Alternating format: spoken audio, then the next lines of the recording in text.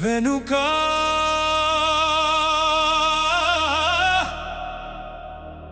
ఫరో సైన్యం, ముందు ఎర్ర సముద్రం,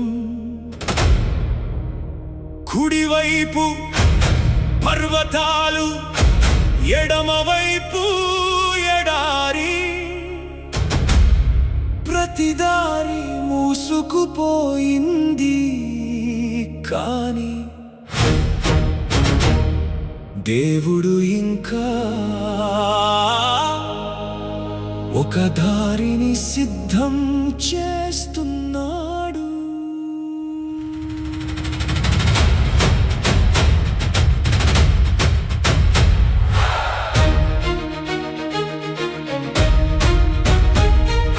మార్గం కనిపించకపోతే భయపడకు, దారి లేకపోతే నిరాశపడకు. నీ కోసం సముద్రాన్ని కూడా చీల్చే దేవుడు ఉన్నాడు.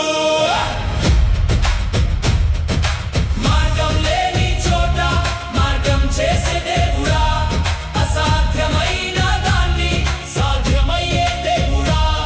నీ ఒక్క మాటతో సముద్రం చీలిపోతుంది, నీ సన్నిధిలో భయం పారిపోతుంది.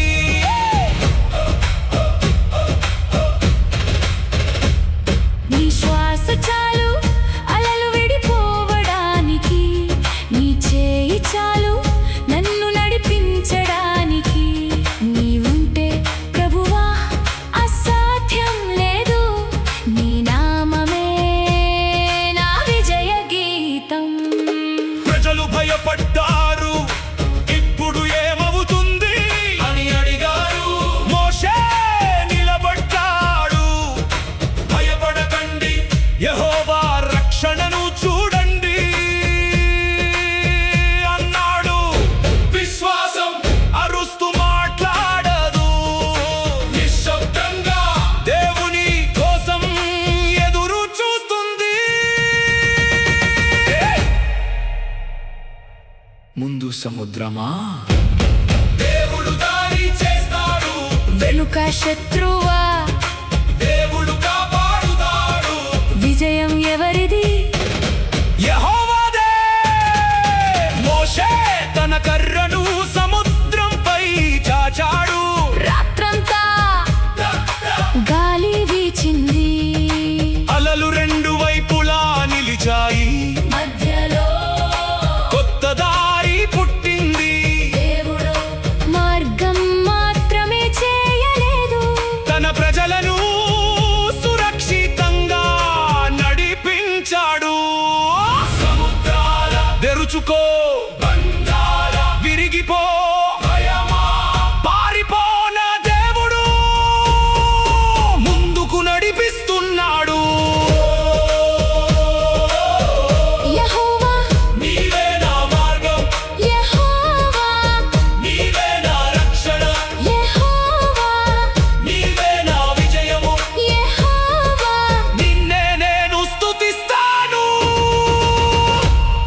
ఇశ్రాయేలు ఎండిన నేలపై నడిచింది, ఫరో సైన్యం అదే దారిలో వచ్చింది.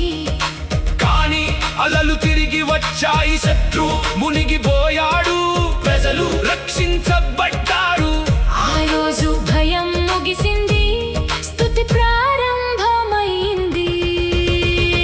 మార్గం లేని చోట మార్గం చేసే దేవుడా, అసాధ్యమైన దాన్ని సాధ్యమయ్యే దేవుడా.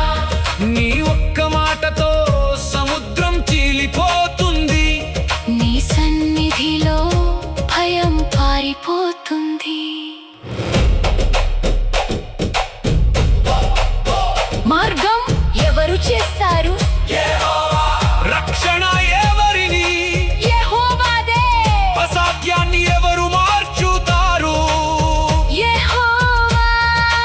మార్గం లేని చోట దేవుడు దారి చేస్తారు, మార్గం లేని చోట దేవుడు దారి చేస్తారు. ఈరోజు నీ ముందు ఒక ఎర్ర సముద్రం ఉండవచ్చు, నీ వెనుక సమస్యలు తరుముతూ ఉండవచ్చు. కానీ నీవు చూడలేని చోట దేవుడు ఇప్పటికే దారిని సిద్ధం చేస్తున్నాడు.